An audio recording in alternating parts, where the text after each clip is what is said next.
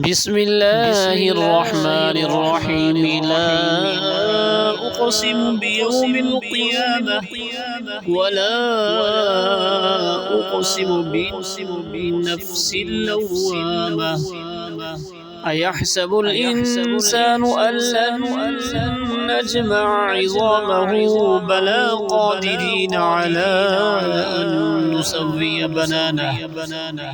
بل يريد الإنسان ليفجر أمامه يسأل أيان يوم القيامة فإذا برق البصر وخسف القمر وجمع الشمس والقمر يقول الإنسان يومئذ أين المفر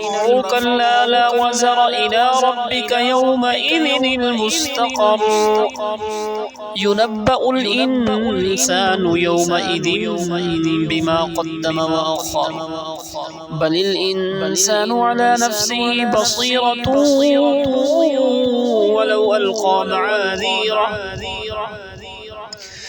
لا تحرك به لسانك لتعجل به إن علينا جمعه وقرآنه فإذا قرأناه فاتبع قرآنه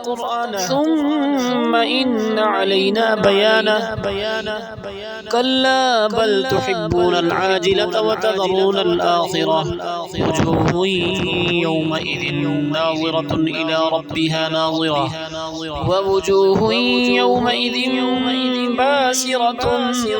تظن أن يفعل بها فاقرة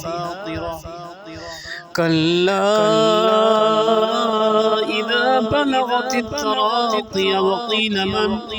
راق وظن أنه الفراق والتفت الساق بالساق إلى ربك يومئذ المساق فلا صدق ولا صلى ولكن كذب وتولى ثم ذهب إلى أهله يتمطى أولى لك فأولى ثم أولى لك فأولى أيحسب الإنسان أن يترك سدى ألم يكن نطفة من مني يمنى ثم كان علقة فخلق فسوى فجعل منه الزوجين الذكر والأنثى أليس ذلك بقادر على أن